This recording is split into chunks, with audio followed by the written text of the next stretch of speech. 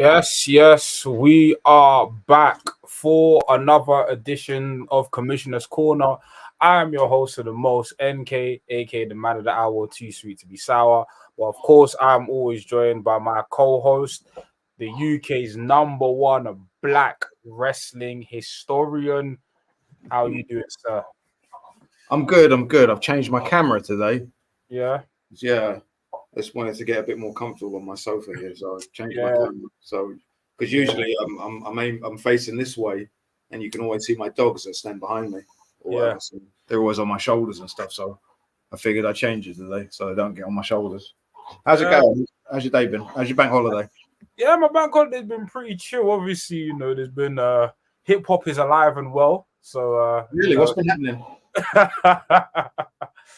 There's been beef between two very prominent rappers, Kendrick Lamar and Drake. That's basically all I've been seeing. I've heard of Drake. You know what? Yeah, man. You know what? Like, yeah, it's been a really good week. It's been a really good weekend, a really fun weekend. Yeah.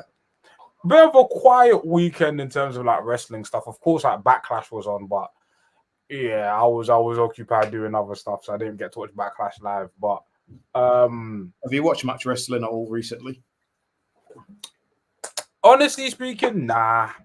Why is that? I'm curious. I just think the wrestling, but like it's just one of those moments where with wrestling is just like, I'm not really feeling it. Like, I'm not really feeling much. Really, like, I'm seeing like I'll pay attention to the angles that move me, but like the elite stuff with AEW. But to watch a whole Dynamite these days, I don't know. Yeah, I hear it. I haven't watched a full episode of wrestling in a while. I haven't watched any wrestling. I watched the Kenny Omega angle. Yeah. From there, I watched that whole thing and I thought that was really good. Yeah. But I haven't really watched anything else. I haven't even watched anything old or anything like that. Yeah, So, neither have I. I just don't have it in me. Like, I think, yeah, I've been just enjoying other things for the last couple of weeks or whatever. Yeah. Like, just enjoying other things. I've watched documentaries. I've done some reading. So yeah, it's just nice to just not have to worry about stuff like that. Or yeah. Also, to be invested in wrestling, you've got to watch so many hours, and it's a lot, man. Like, look, it's a lot. It's a lot to be a fan these days, and if you've got other hobbies, it's just like nah. Yeah. 4 hours of AEW. If you're a WWE fan, you've got to do 7 hours. Imagine if you've got to watch all of it. It's like my goodness. You got to pay me to do that. I'm so sorry. And then there was the Backlash show on the weekend, so you've got to throw that into your total. That's a lot, man. I'm good. Yeah. I'm sure something will happen, and it's cyclical. Like, I'll always be there for the pay-per-views. Like, I'll always be there for pay-per-views, and then something will happen that will like reignite me. But right now, I'm chilling. I'm cooling. But in the world of wrestling, despite us maybe not watching the week-to-week stuff, the world of wrestling never sleeps. There's always something to talk about.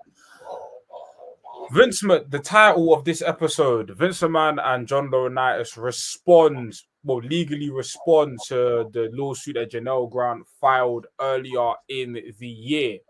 So I have a copy of Vince McMahon's initial lawsuit, initial response.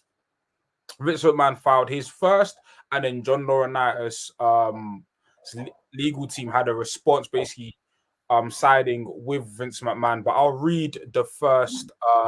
You hang on, don't start reading that yet. My dog is chewing on a very noisy toy. I'm just going to get rid of it. Hang on. No worries. But yeah, for those of you who are unaware, obviously, Vince McMahon and John Laurinaitis were accused of trigger warning, sexual assault, and coercion earlier on in the year from Janelle Grant. And this is the first time that legally Vince McMahon and John Laurinaitis have responded to these allegations. So these are official lawsuits. These are official responses from their legal representation regarding the lawsuit that Janelle Grant filed earlier on in the year. So I am going to read an excerpt from Vince McMahon's legal Vince McMahon's defense, then I'll read one from John Laurinaitis. So just some information about the lawsuit. Grant plaintiff v. World Wrestling Entertainment Incorporated, also known as WWE Entertainment LLC, Vincent Kennedy McMahon, and John Laurinaitis. Now, if I scroll down, bear with me. Hang on. No, Obviously going crazy. cool. Here's the preliminary statement from Vincent, from the legal representatives of Vincent Kennedy McMahon. Preliminary statement. By filing her salacious and false defamatory complaints, plaintiff has brazenly and intentionally violated a binding contract to arbitrate. The complaint's outrageous claims of sexual abuse and coercion are pure fiction, plainly intended to garner publicity, and are flatly contradicted by the plaintiff's own contemporaneous statements. Contrary to the plaintiff's false allegation, plaintiff and defendant collectively parties engaged in a consensual relationships which during the defendant never coerced plaintiff into doing anything and never mistreated her in any way. In fact, a love letter plaintiff wrote to defendant shortly before the parties ended their relationship.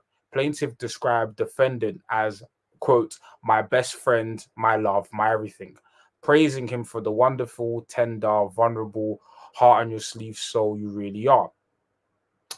It is incredulous that the plaintiff, a then 42-year-old woman who claims on her resume to have a law degree from Pace University, would have written these words to defendants months after all the events in the complaint of alleged abuse, coercion, and sex trafficking took place. So that is the initial paragraph from that's the preliminary statement from Vince McMahon's representatives. In layman's terms, they are denouncing the case. Knowledge, I want you to clarify something quickly. When they use terms like motion to arbitrate or to arbitrate, what does that mean for the general public? What does that mean to arbitrate? That is when you decide that you want to negotiate a settlement. Okay. That's what that term is. So, I mean, for people that didn't understand that, what you read out there, do you want to give them a brief over just a description of what that was there? So what I read out in initially was the initial statement from Vincent Kennedy McMahon's legal team, and basically they are denouncing the claims that there was any sort of sexual assault involved or coercion on the behalf of Vincent McMahon. They're basically saying that the relationship, from their understanding, was completely consensual. And that's why they used the example of a text message that Janelle Grant sent to Vince McMahon, where she described him as the love of her life, so on and so forth, to basically support their idea that, according to them, there was no coercion or no sexual assault that took place. Yeah. So what they've done is, I mean, we haven't discussed this on the show for a little while, but there was an issue a few weeks ago about a love letter that the McMahon side produced, claiming that Janelle Grant wrote this letter declaring her love for Vince McMahon. Now, Janelle Grant's team have said that she was coerced into doing that, and he basically made her do it. And as proof that she was coerced, she actually used two quotes from two different movies in the actual letter itself. And that was basically her saying that she didn't really mean anything that she wrote and that she had to write it. I find I also found it interesting that they mentioned the fact that she was a 42-year-old woman with a law degree. That's something that's been brought up a lot recently.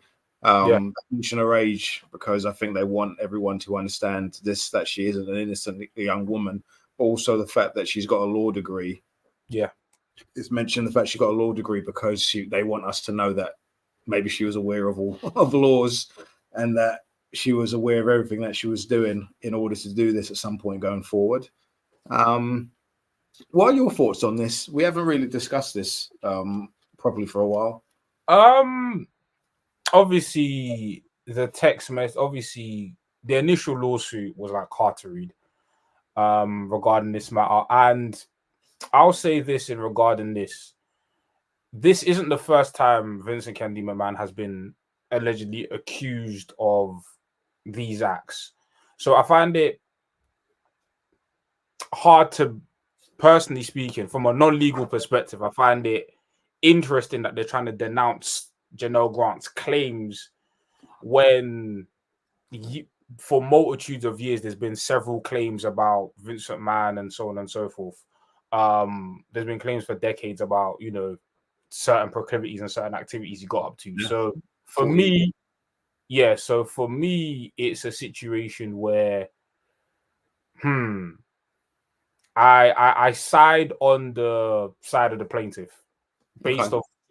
based off just the information I have received. Yeah, I think, I mean, what from that statement there, which obviously there's more to it than that, which we'll go into afterwards, but they have tried to recently. They've tried to position Janelle Grant as you know, being in love with Vince McMahon. Yeah, and they claim that she was in love with Vince McMahon, and obviously, if you remember the original lawsuit, it was he had promised her a job, and she thought that they were just friends. And then obviously, as time went on, his behaviors became a bit more inappropriate. And she felt, I don't want to throw words into her mouth, but pretty much intimidated when he would come to her. And also the fact that he got her a job as well. He was in a position of power over her, and she didn't want to lose her job. Can you remind me, did you mention, because I had to go to the door, did you mention the fact, did you mention his legal team talking about how long ago her parents had died and all this, or wasn't it in that part? No, that wasn't in the initial statement, no. Okay, because what's happened is that part of the McMahon defense is that they said that Janelle Grant, because obviously the whole thing with Janelle Grant, it was one of the things that came up was the fact that she was mourning the loss of her parents. Yes, and which is why she was very vulnerable. And the Vince McMahon side claimed that, you know, it was a year and a half to 2 years ago she should have been up for this sort of thing. And I remember reading that, and I remember thinking to myself, that is such a Vince McMahon thing to to say or whatever. It's like, you know, you got a year and a half to mourn the loss of your parents. You should really just pick up and move on with your life, sort of thing. You can't really. I found that quite insensitive, and the fact that his legal team would actually put that out there in public, I found that very, very, very insensitive, because you can't put a time period on someone mourning the loss of anyone, really. No. There is a question from the comment section. Big up Saf. Is it normal for the responses? Is it normal for the responses to have taken this long, or was it to allow Vince to liquidate his TKO shares, distance from the company, and money for settlement? When you in cases like this, you're given a certain time period where you have to respond by that time period. Vince McMahon, his side, have given a few of these statements over the last few months. WWE have not given any statement. However, I actually don't know the actual deadline, but I do know it's in June. Like they've got till June to make a statement, because obviously, there's a lot of people. I think one of the issues that we've got with this lawsuit is that WWE are actually named in the lawsuit itself. It's something the wrestling media seem to have glossed by, the fact that WWE are actually involved in this sex trafficking lawsuit. For whatever reason, wrestling media seem to ignore that. And could you clarify specifically why WWE are involved in the lawsuit? Because they are sued. They are named in this lawsuit because Vince McMahon was having an inappropriate relationship with a member of his staff, and apparently, and allegedly sexually assaulting her. And there were other people in the company, Mr. Ace, that was also involved in that sexual assault. And the claim is that other people in the company were aware that it was going on. Sorry, I got a dog. Can you get lost, please? Go. Yeah. There were other people in the company that knew, such as Corporate Officer 1, who was Nick Khan, Corporate Officer number 2, who was Brad Blum, who actually resigned this week, and Stephanie McMahon was corporate officer number 3. So the story is that these people knew that there was a relationship going on. I don't know how that they're going to prove that they were aware of the assault. I don't know how you're going to do that, but these people were aware of the relationship. And obviously that is a problem, because when you have a publicly traded company, the boss cannot be given company money to his concubine. It just doesn't work that way. That's against the law. Yeah. But WWE are named in that sex trafficking lawsuit. Now, like I said, wrestling media seem to ignore that. They don't talk about this stuff anyway for whatever reason, but they're involved in this. Nick Khan is involved in it. Stephanie McMahon is involved in it. Brad Blum resigned the other day. I don't know why he resigned. I don't know what the story is there, but he's gone. So it's I'm trying to find the specific language because I've got the lawsuit on my phone, but I remember specifically from the Janelle Grant lawsuit. I'm paraphrasing, but the lawsuit phrased it as in they are suing WWE for negligence.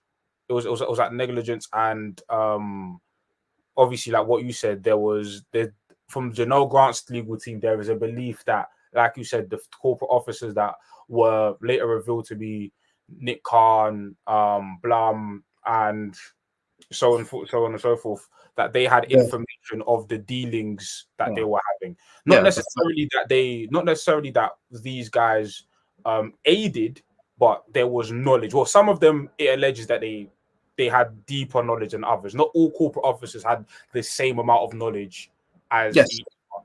It's important to clarify that not everyone that is named as a corporate officer is alleged to have the same amount of knowledge, but all of them had some form of knowledge of the situation. Yeah, and I encourage anyone who's listening to actually read the actual lawsuit. It's not as scary. It's not as scary as some people might think. I mean, as an example, the story that Janelle Grant has said is that when she met Nick Khan, she introduced herself, and Nick Khan said, "I know who you are," in a very I don't remember the term that she used, but he made it known that he knew exactly who she was in terms of being Vince McMahon's friend. And also Stephanie McMahon in the lawsuit as well as corporate officer number 3. She also made it known that she was aware of the relationship between her and Vince McMahon. But like I said, whether or not it can be proved that they knew, because I think that's something that's going to be harder to even. I don't know how you're going to prove that, but I think the fact that they were aware of the relationship is enough. Yeah, because there shouldn't have been a relationship in a publicly traded company. Yeah, but that has got nothing to do with Vince McMahon selling his shares. Vince McMahon still owns 4.7% of the company. He still owns. I think there's a myth because he sold so much stock that he's not involved with the company and he's got no more shares, but he's got 4.7%, so he's still got a significant amount of company stock. It's worth over $800 million. That 4.7%. Yeah.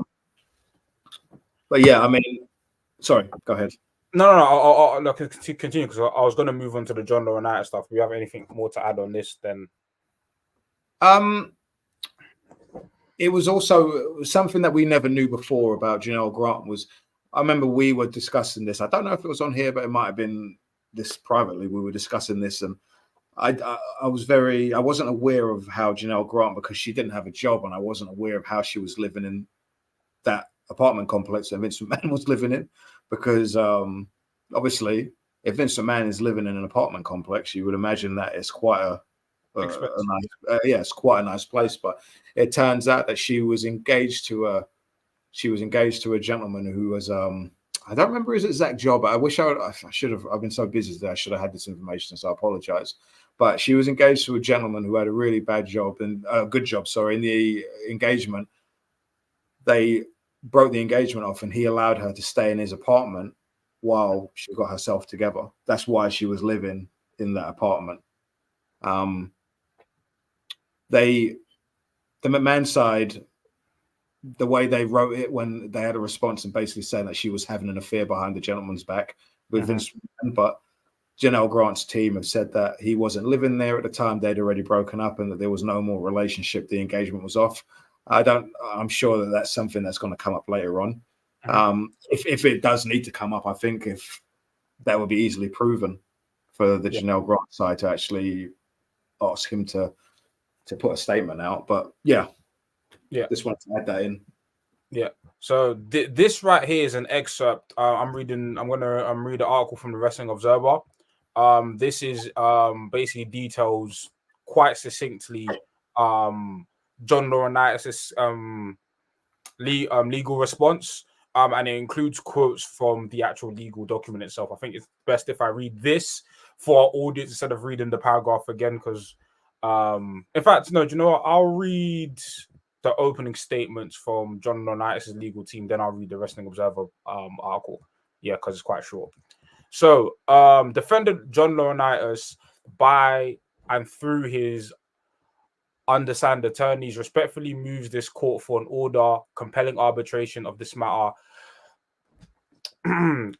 pursuant to the Federal Arbitration Act USC 3 for the reasons set forth more fully in defendant Vincent K. McMahon's motion to compel arbitration and defendant Vincent Kennedy McMahon's memorandum law in support of motion to compel arbitration, which legal arguments advanced therein adopted in full, joined by defendant Laurinaitis as set forth therein. Defendant Laurinaitis further moves the court for such and further relief as the court may deem proper and proper seeks to leave, advance additional or other responses, defenses and counterclaims and affirmative defenses to plaintiff's complaint in the event in the motion compel is denied. That is a lot of legal jargon, but basically it just means that John Laurinaitis is like Vince McMahon going forward with the motion to compel like Vince McMahon in the article first. Now, I'll read the Wrestling Observer article, which summarizes this succinctly. John Laurinaitis, who would have been a key figure in the Janelle Grant lawsuit against Vince McMahon, Laurinaitis and the WWE have seemingly flipped to siding with McMahon based on the statement from lawyer Edward M. Brennan. I'll stop there. I think it's an important piece of context to add that initially speaking, when Janelle Grant's lawsuit came out, John Laurinaitis' legal team put out the statement that John Laurinaitis was, I don't think did he officially sue Vince McMahon? No, he didn't sue Vince McMahon. What happened was that she alleged that they both sexually assaulted her. Yes. In Ace's office, actually, and that Vince would send her to Ace or into hotels to see Ace. And initially, Ace's first response was that he was like Janelle Grant. He was a victim. Yes. He was a victim of all of this, and that Vince McMahon basically bullied him into doing this, and that more was going to come out as time was gone on. Now, Ace is, as David said there, has flipped his story, and he's now saying the opposite of everything he said before. Now, how that's going to play out, I don't know, because to me, instantly, he has no credibility, like none whatsoever. At first, you're a victim, and you're saying that you're forced to do it, and now you're saying that Janelle Grant's lying. Obviously, it's obvious to see what has happened here, or in terms of there's obviously been some sort of coercion there between Ace and Vince's team for him to have flipped all of a sudden. I mean, he didn't just suddenly remember that he wasn't bullied in all of this, but sorry, you were going to keep reading, Dave, as well. So, and then quote, John Laurinaitis has filed a motion today, fully joining and adopting Vince McMahon's motion to compel arbitration. Mr. Laurinaitis corroborates Mr. McMahon, publicly declaring that Mrs. Grant's allegations of sexual abuse and coercion in her complaints are completely unfounded. My client will fight these false allegations together with Vince McMahon in the proper forum arbitration. Now, further, that was a quote from John Laurinaitis' legal representative. The rest of it now is the Wrestling Observer. Previously, Brennan released statements that backed up Grant's side, but claiming he, like Grant, was the victim of McMahon. Quote, Mr. Laurinaitis denies the allegations in the misguided complaint that will be vigorously defending these charges in court, not the media. Laurinaitis' lawyer, Edward Brennan, told Vice News in February, like the plaintiff, Mr. Laurinaitis is a victim in this case, not the predator. The truth will come out. So as we alluded to earlier, the statements have changed. I'll continue reading. Brennan had previously called the Grant complaint well written, but that Laurinaitis was coerced into the situation by McMahon, just like Grant was. By stating he sided with McMahon and that no sexual abuse or coercion had took place, it hurts the Grant argument. It would make sense for Laurinaitis to want everything in arbitration because a sympathetic jury and everything in public would bring with it far more publicity regarding McMahon. But also sympathetic jury could be more favorable from a financial standpoint to McMahon and Laurinaitis, provided the jury believed Grant. More unfavorable from a financial standpoint to McMahon and Laurinaitis, provided the jury believed Grant. Those close to McMahon have stated that they believe her story will fall apart once she is deposed. So will there be, going forward, what will take place? Will there be a deposition? Because obviously they are trying to avoid this being a public case for multiple reasons. This won't be made public. I think everything that we're going to learn about this, I think we're here now. I don't think much more is going to come out in terms of revelations or anything like that, because I don't think that this is going to go on for much further.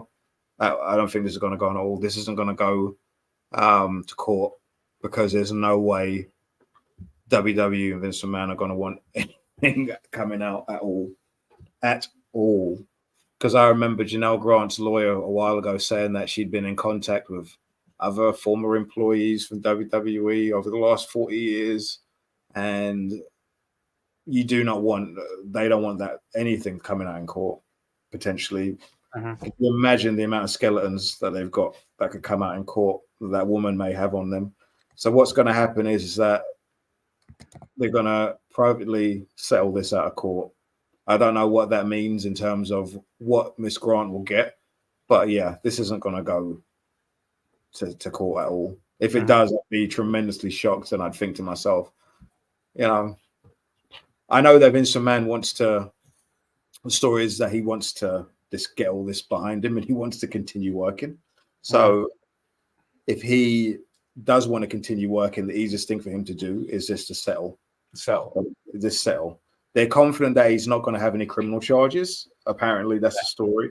There's not going to be any criminal charges from this, but he's going to want. He's going to want to continue working in business, not in pro wrestling, as the rumors were a little while ago. Apparently, he's not that stupid, but he's going to want to do other things. And for him to be able to do these other things, he needs to get rid of this case, because while this is going on, or even if it goes to court, no one's going to want to touch Vince McMahon.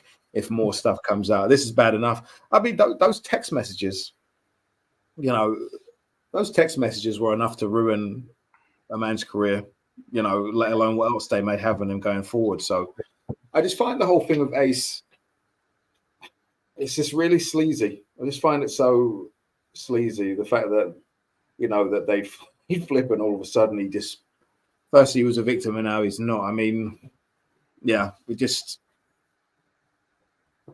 no good could have ever come from that. And I don't know what that means for him going forward as well, because I don't know he was married before all of this, and I don't know what his issue, I don't know what's going on there in terms of his marriage, or because he definitely can't work in wrestling ever again. He's done. He's done, I think in regards to a settlement as well, would that necessarily affect, because WWE are named in the lawsuit, and the lawsuit is literally the plaintiff v. Smithman and WWE, will they have to contribute to some of the, let's say they settle, contribute to some of the payments of the settlement, or would that be negotiated between the three main parties? That would be negotiated. But I mean, WWE, they're named in all this. There's evidence that people knew. They're gonna want to get rid of this as well. WWE PR wise, despite all of this happening, somehow they've managed to remain clean in all this. That Chris Legental in WWE PR, he does a fucking fantastic job, I'll tell you that. But they've managed to remain totally clean in this whole process. I mean, even, do you remember that day when Triple H arrogantly said he'd never read the law? Do you remember that when he said that a few months ago? He was asked at a presser. I think Thurston asked him if he read the lawsuit, and he arrogantly said, "No, I haven't." It's just, even his wife's in it. His wife stars in it, and he didn't fucking read the lawsuit. His father-in-law is the main character in this paperwork, and he hasn't read the lawsuit. But yeah, they've managed to remain clean in all this somehow. So, but in order for them to stay clean, they're going to have to settle out of court. Yeah, with this whatsoever. Yeah, because their fan base isn't going to. They settle out of court. It's not going to matter for them, and their fan base is this their bottom line really. Regarding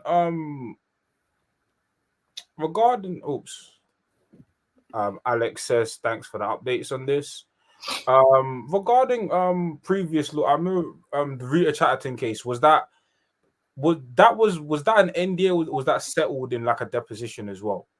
Oh, they settled that out of court. See, what happened with Rita Chatterton was she alleged years ago that Vince McMahon raped her in the car in a limo, and she said for years that happened, and she was treated like a crazy woman and a liar. And the only reason why that came up again was because of all of this. That all came up, and then she started talking again. So, they gave her an undisclosed sum of money, and I don't think we'll hear from Rita Chatterton ever again. Yeah, but that's why that happened. But yeah, that took 40 years for her to get that money. First.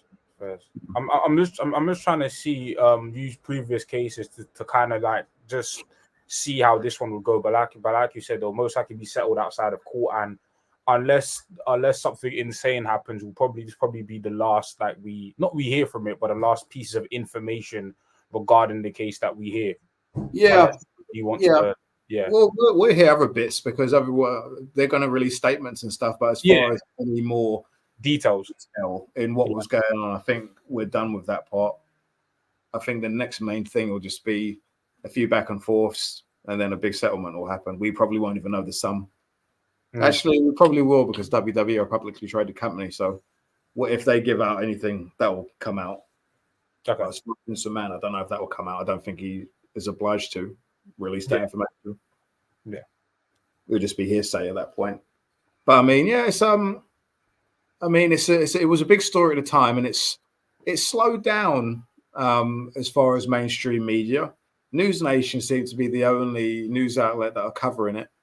They seem to cover anytime something happens. They seem to give it enough time on its networks. And as far as wrestling media, WrestleNomics and Post Wrestling are the two outlets that are really, really. They're actually working on this. Thurston's done a lot.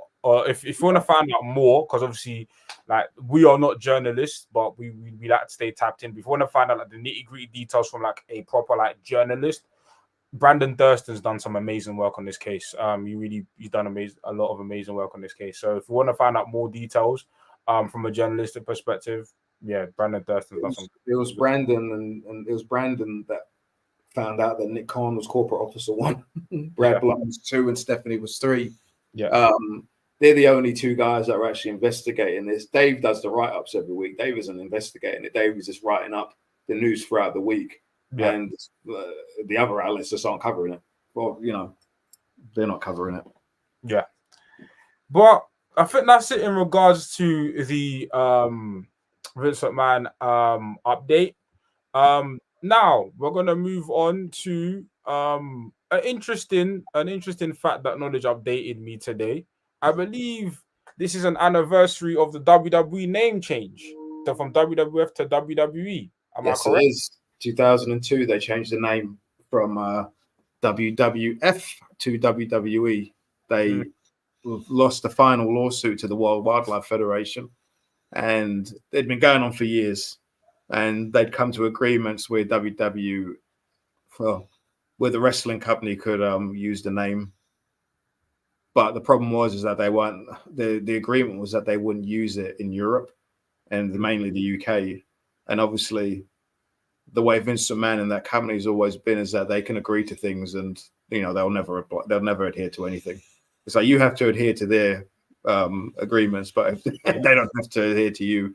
And you have to live up to your contract obligations, but they never have to do that to you. That's always been the trait with Vince McMahon over the years.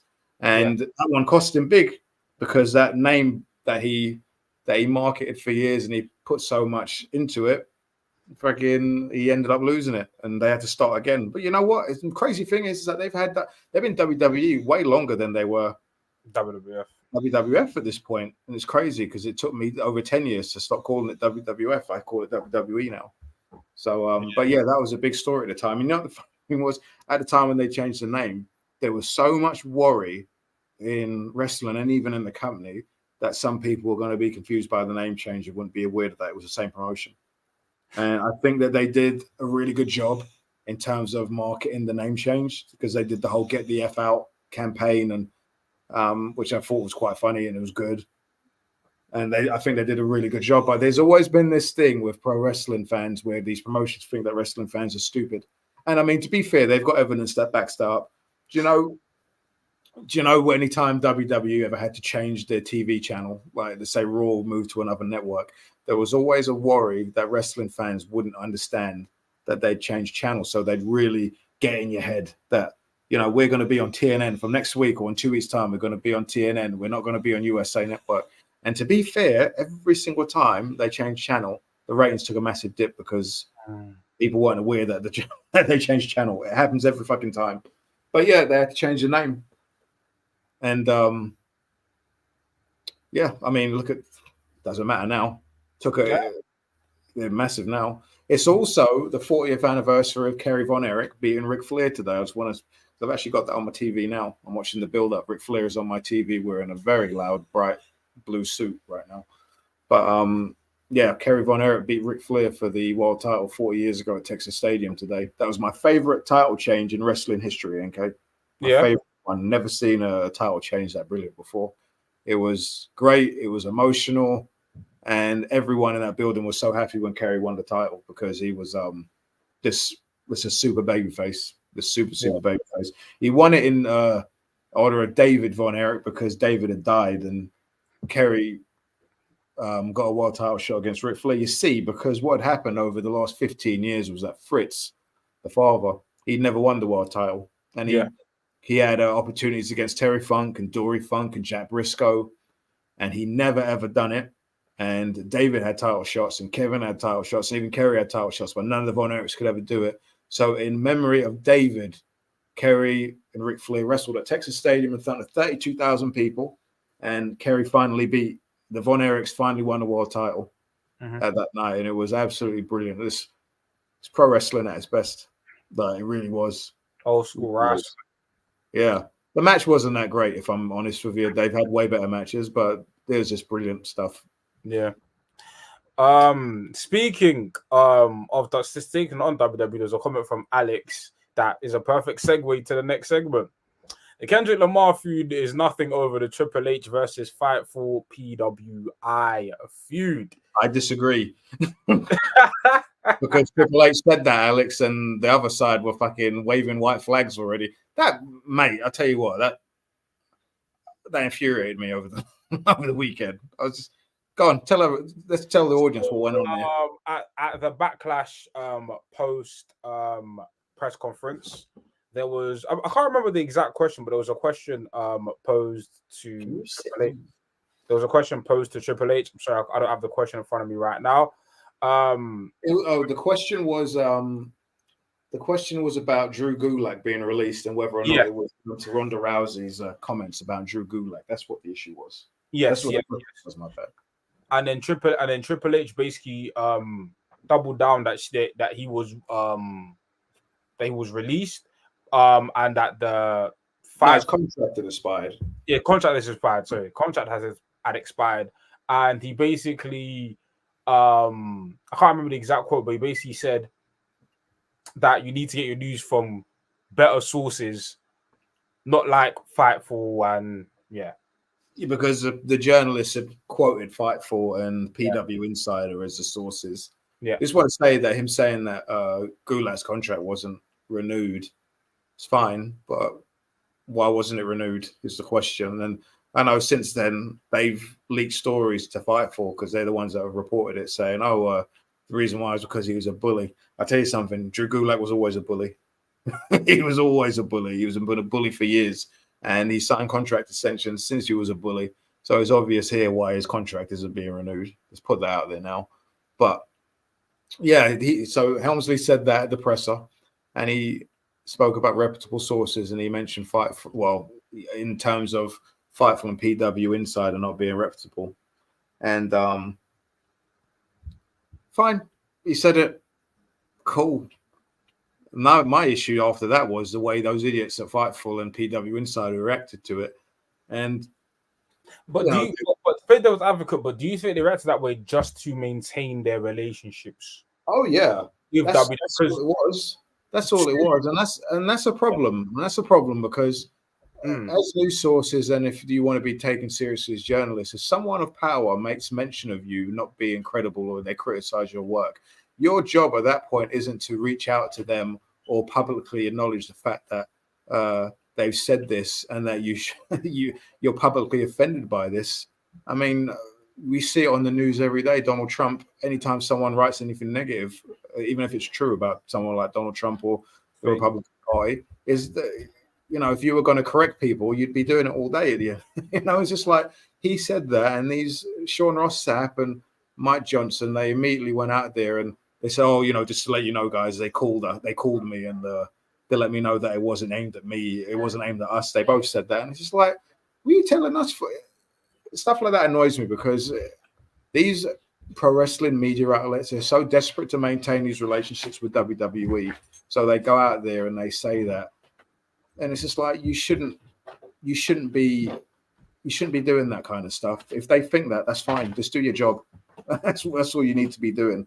You shouldn't be twerking for Triple H. Oh, he said that, and just letting you know, guys, that someone in the company reached out to us to let us know that they didn't mean it. They didn't mean what they said. And it's like, who cares? Who cares? Like, this, get on with your job. Who cares if the boss of the company or the guy in charge of creative thinks that you've got no credibility? It doesn't matter. They still reach out to you anyway. They reached out to them after that, letting them know about Drew Gulak. Chris Legento was probably on the phone with Sean Ross Sapp, letting him know about Drew Gulak anyway. It's just ridiculous. I saw Dave Meltzer on the board saying that, they say stuff about him all the time. You ever see Dave talking about, "Oh, don't worry, guys. They let me know that it wasn't me. It was somebody else they meant," or, "Oh, they've apologized." It's like, even if they did apologize, he said it publicly. So the damage is done now, and they know that. They know that. I just hate the wrestling. The wrestling media really annoys me these days. Really annoys me. It's such bullshit. Triple H has attached from WWE from the dirt sheets, tricked them to report Jacob Fatu's debuting at Backlash, only for Tangaloa to show up. I didn't even know that he was reported to debut, and I didn't even know that. I can't comment on that one. But I'll play devil's advocate in the sense, obviously I'm not a journalist, but I think for a lot of these wrestling publications, it's a lot of wrestling. I think wrestling media is like very much built upon the fact that they want to get information first. Of course, with the wrestling market as it is right now, people want to know about the new signings. They want to know about the locker room stuff. So these publications almost feel like they have to kind of acquiesce to like WWE or the AEWs, because it's like, if we don't do this, we're not going to get clicks. We're not going to get stories from these guys. So in there, I'm playing devil's advocate. Maybe for them, it was just a thing of like, hey, water under a bridge, we'll save face because we want these stories, because at the end of the day, we need traffic on our websites. That's pretty much what it is. Yeah. They get, you can say, oh, WWE's distance themselves from dirt sheets, which I hate that term. I hate the term dirt sheets, but they're not distancing themselves because they're still giving information to these people on a daily basis. These stories that Sean Ross Sapp and Mike Johnson get, they're coming from WWE PR. They're just not credited. That's all. And they report them, and they're happy to report them because they're getting this information. While if you look at, let's say, the Observer, for example, these people reach out to Dave, but he doesn't put that stuff in there because it's from WWE PR, and they've asked to not be credited, so they won't put it in there. And it's when you're getting something from PR, it should be credited. That's how that works. Yeah. But it's whatever. It's not that deep. I just think that they're spineless and gutless. These wrestling reporters. That's all. So, and sticking on WWE, there has been more news regarding WrestleMania, Las Vegas WrestleMania Las Vegas to host WrestleMania 41 on Saturday, April 19th and Sunday, April 20th. Yep, it's been Las Vegas is the sports it's sports and entertainment. This is a press release from WWE. Las Vegas is the sports and entertainment capital of the world. The Ali Giant Stadium has proven to be a greater venue than the A+ venue Las Vegas guaranteed it would be, said Nick Khan, WWE president. We look forward to bringing WWE's biggest event, WrestleMania, to Las Vegas and Ali Giant Stadium, so we can collectively make WrestleMania 41 on April 19th and 20th, 2025, the most successful WWE event of all time. Obviously we don't know what the card is. This is purely speculation. But do you think that this year, obviously, WrestleMania was probably the biggest WrestleMania financially for WWE? Correct me if I'm wrong. Yeah, correct. Do you think that WWE will be able to top the numbers they did this year, or do we just not have any information to even tell? Because I think right now, I'm looking at the LA Giant Stadium, and the capacity is 65,000, and it says expandable to 71,000. But given the fact that WWE will probably have a massive stage, but they're probably not going to reach the 70,000 capacity. So we're probably looking at estimate, I don't know, 55 to 60,000. Is that reasonable? I'd go around 50. You go around 50? Yeah, I'd say about 50,000 over 2 nights. They could. I mean, as far as from a gate aspect, I mean, by the time they pop up next year, the ticket prices will go up even more this year. So, I mean, gate-wise, they could do a bigger gate next year than they did this year. Obviously, with less people in attendance and less tickets, but they could definitely get more money. And also, in a year's time, as far as an overall gross, we don't know what kind of sponsorship that they're going to get for Vegas as well. Las Vegas, So yeah, that's a really big market anyway in terms of tourism. That's a really big market. So people will be flying into Vegas anyways, and then WrestleMania on top of that, that'll be the latest WrestleMania in history. I think the fact that it's happening so deep into April. Yeah. So deep into April. The reason that is because Vegas governor, they wanted, not the governor, the tourism board, they wanted something late in the month because they had, is it the Final Four? I think it's the Final Four happens at the beginning of April, so they didn't need anything for that, but they needed something for later on in April, so they thought WrestleMania would be the big thing. Vegas was always a second option as far as what we guessed, because Minnesota were in the lead for that one, but then it was revealed a couple of weeks ago Minnesota wasn't getting it for whatever reason. I don't know why that was. I know that Minnesota had offered, I think it was, the number I saw was about $42 million. What was that? Yeah, so I mean, it's $42 million that they got. That was the offer apparently, but yeah, so I don't know what Vegas offered and stuff like that, but yeah, it's an interesting one because there's never been a major wrestling show that big in Vegas, so I'm really curious to see how they take over Vegas, because they're going to take it over. They took over Philadelphia this year, so I'm really looking forward to seeing what they do next year in Philadelphia, in Vegas, and also the main event as well. Which I assume is going to be Cody and Rock. We'll see what that does next year, because that's going to be big time. NK, you there? Yeah, I'm still here. Can you hear me? Yeah, I can hear you, but you're frozen, so I wasn't sure if you were. Yeah, no, I'm still here. But yeah, I mean, so yeah, that'll be interesting when that happens.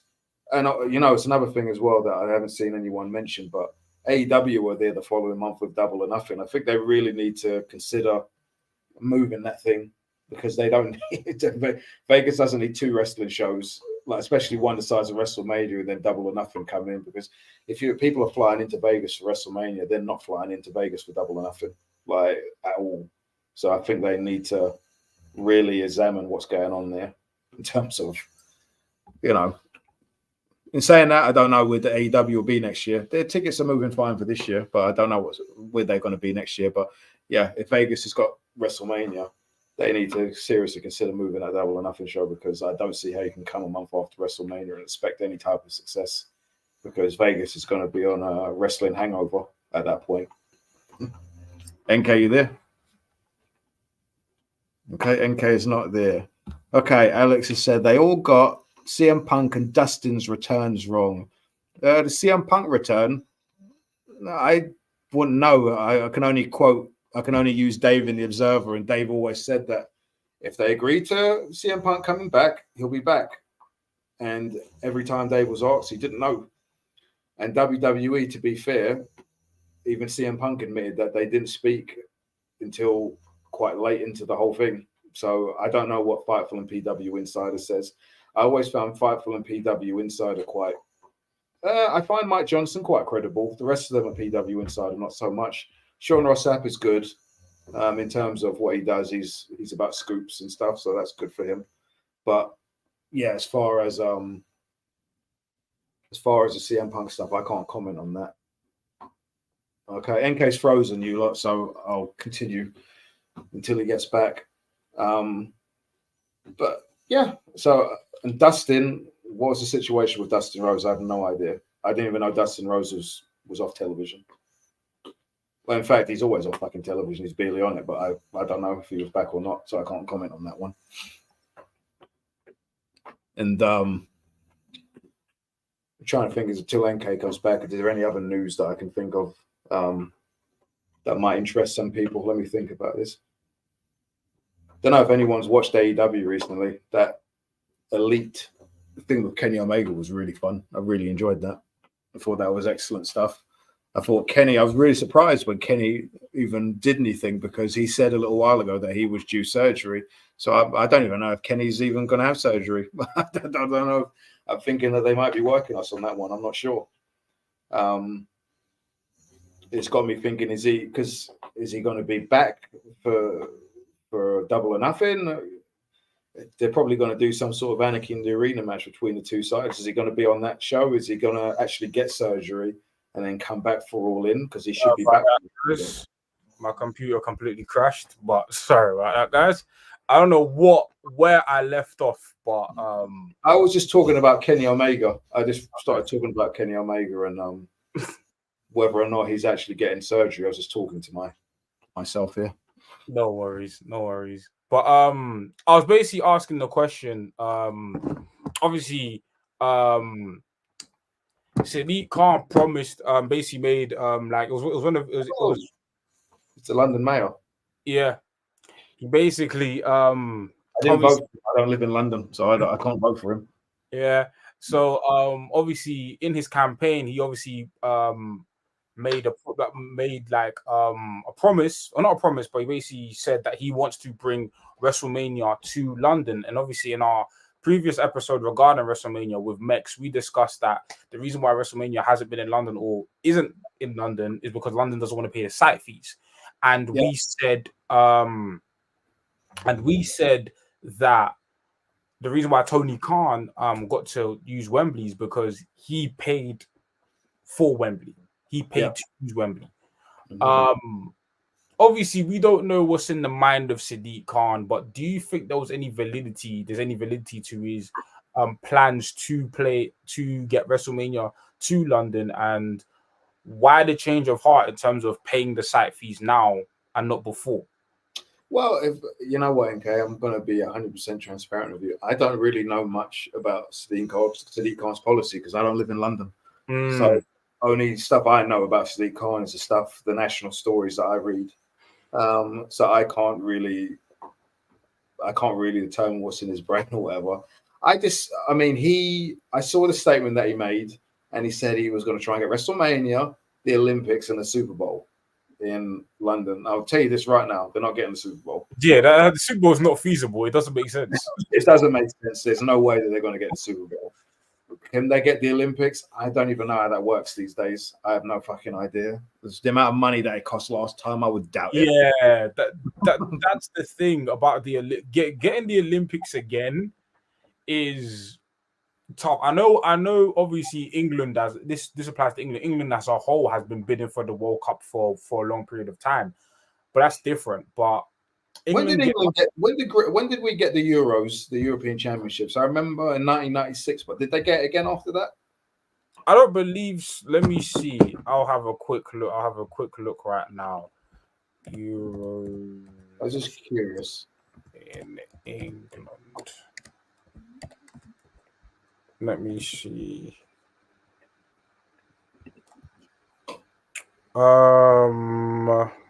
Did they get the European Championships after 1996 again? That's the question.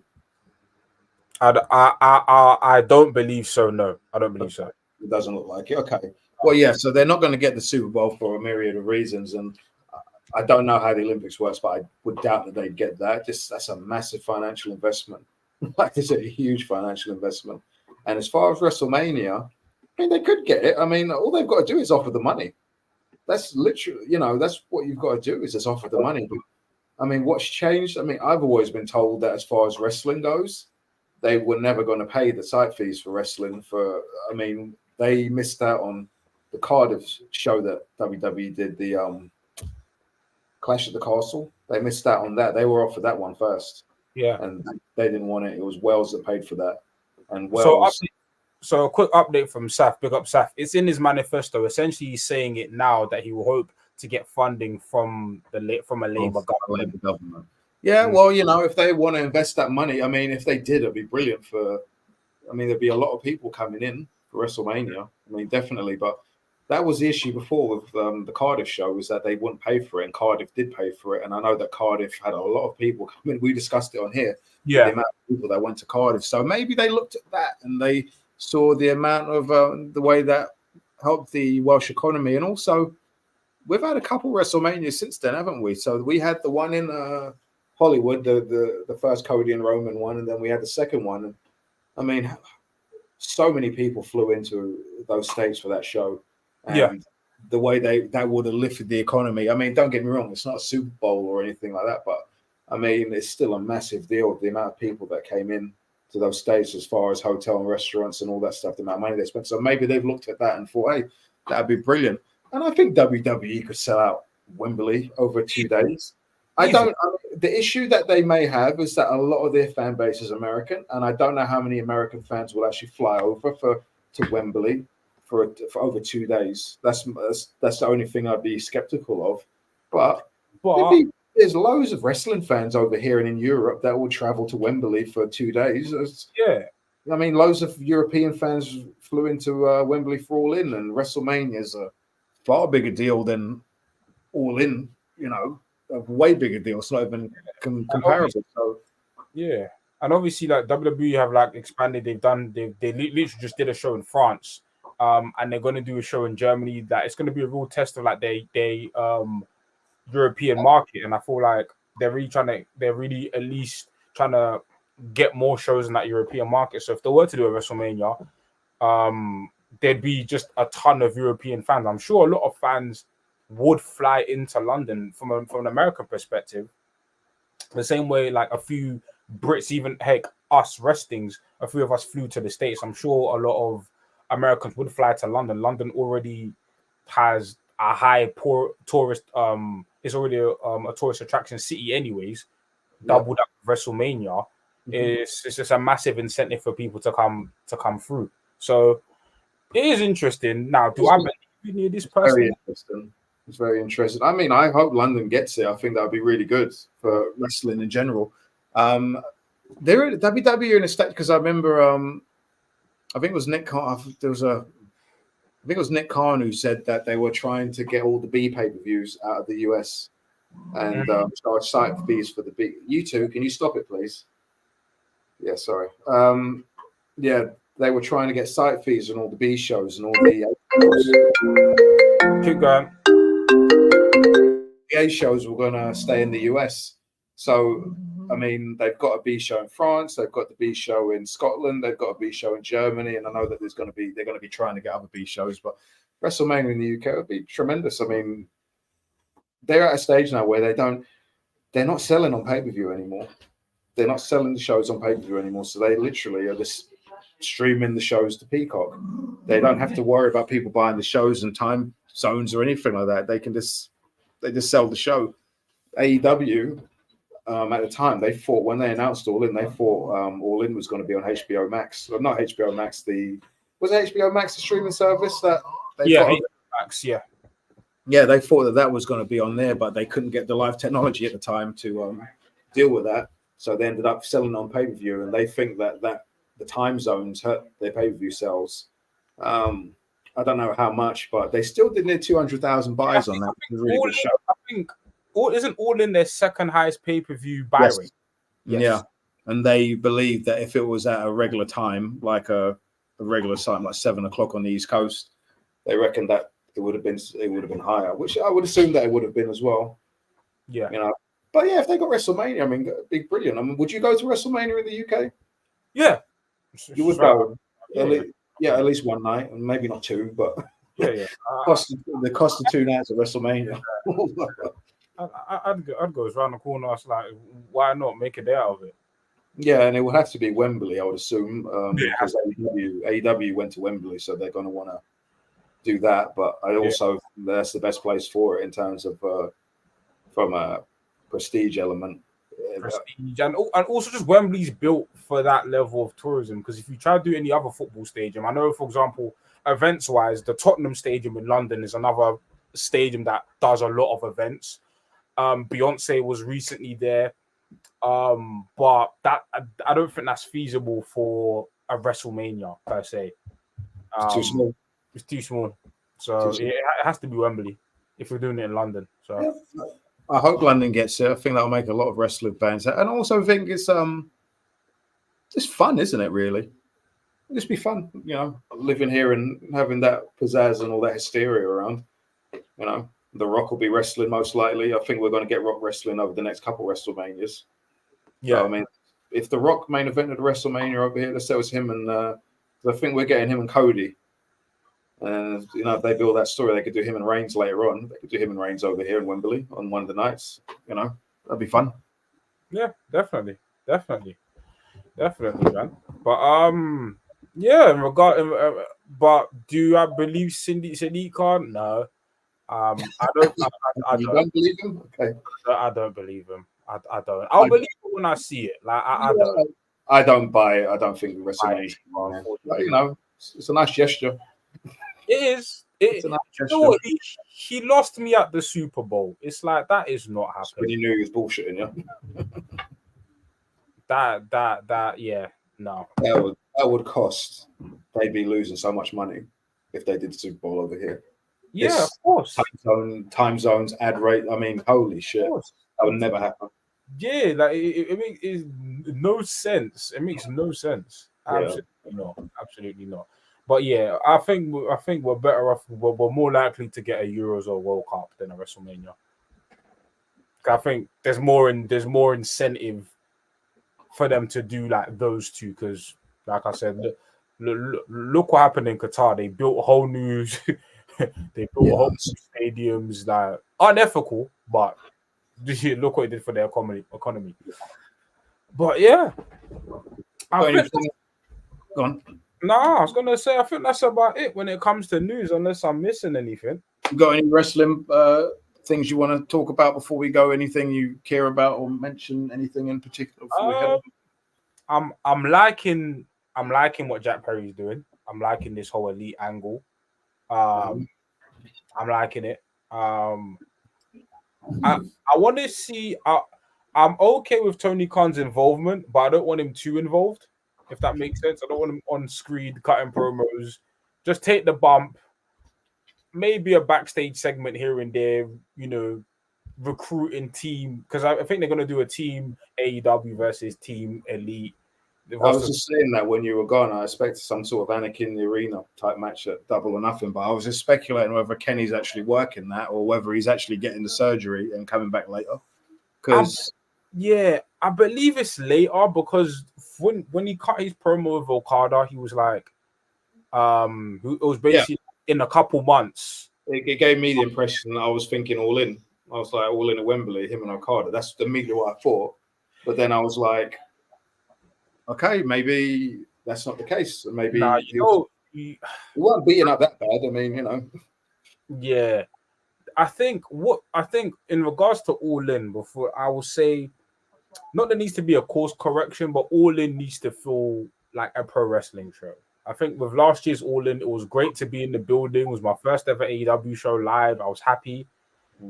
But if I look at All In, like, as WrestleMania is the advert for what WWE is, I don't think All In is the advert for AEW in terms of what AEW represented, in terms of that All In. That card didn't tell us at all. Yeah, I agree. So I feel like you're in a stadium. Give us the matches we want. I think Okada and Omega in the stadium, as much as I was like kind of against Okada and Omega doing a rematch, just because like those 4 matches I hold in such high regard, doing it in Wembley Stadium in front of, at minimum, let's say 50,000 people, you have to do it. Like, you've got to do it. If the match is there, you do it. And I just say fill that card with dream matches. Fill that card with like must-see, once-in-a-lifetime matches, because I felt like that's what we missed from last year's All In, and that's kind of like there wasn't a single one on there, was there? There wasn't one. There wasn't a classic. There wasn't anything, and the novelty of it being their first time in London, I wouldn't say bailed them out, but it was an experience. But we're not here for. That's what, respectfully speaking, that's what WWE is about. It's about the experience, about the spectacle. I want to see classics. So that card last year, we had a match where we had Kenny, Hangman, Jay White. They're all in one match, shoved in a trios match, and I think. Well, I've got a lot of things I can say about AEW, but I mean, I don't think that card they put on last year. As much as I enjoyed the show, I don't think it was. No. I don't think it encapsulated. I think that all out card was better than the All In card. Yeah, it was much better. The matches on that were way better than the All In show. So hopefully this year, I mean, I haven't got a ticket yet. I mean, I'm going to get my ticket closer to the time. Yeah, I was talking to my missus earlier on, actually, because I told her I was going to book tickets this week, but I just haven't got around to doing it. But I'll be there. Me and my kid will be there. And it's not as if we're not going to go. But I mean, it's like not in a rush. I'm just quite cold on wrestling right now. Yeah. I feel the same. It's quite cold on it. Even my kid, it's like he used to watch wrestling every fucking day or whatever. And it's just like, I think he's just kind of wrestled out. It's just like he doesn't watch New Japan World, doesn't watch AEW. He watches the YouTube. He watches, recently Dynamite has been watched in clip form on YouTube recently because, the show itself, it doesn't do anything for me these days, unfortunately. It's just a dead show to me. The matches are just cold matches, and AEW got this amazing roster, and you never tell by looking at the show. Like, just looking at the shows, that's whatever. Yeah. Look at Wednesday's card, and they've got this wild card. They've got this world class roster, and you never know. But yeah, that's a rant for another time. That's a rant for another time, man. But yeah, man, we appreciate everyone in the comment section. We appreciate everyone tuning in live. We will be back next week talking about what we don't know, but throw some comments. What's happening over the next period? Anything important happening?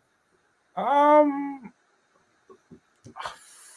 so tapped out. I don't know any comment section. Anything major happening? Obviously, Double or Nothing's happening like soon. That's a few weeks. Altogether, they haven't watched any of that yet. But yes, altogether we'll watch. New Japan just had a show. I'll check out the New Japan show that they just had. Apparently there was some good matches. Apparently Gabe Kidd and Shingo Takagi had some really good matches. Yeah. Yeah, I am interested to see though. Obviously, to see oh my god, his name escapes me. Former Stardom guy. Oh, Rossi. Yeah, I'm obviously more details about his promotion have come out, and I'm just waiting to see like what that looks like. When's the debut show? It's in June, isn't it? Yeah. Yeah, I don't remember the exact date. Yeah, that'd be interesting to see what happens there. See what happens there, because see what traction they get. You talk about talent poaching. I mean, it was literally that's what he got fired for. So,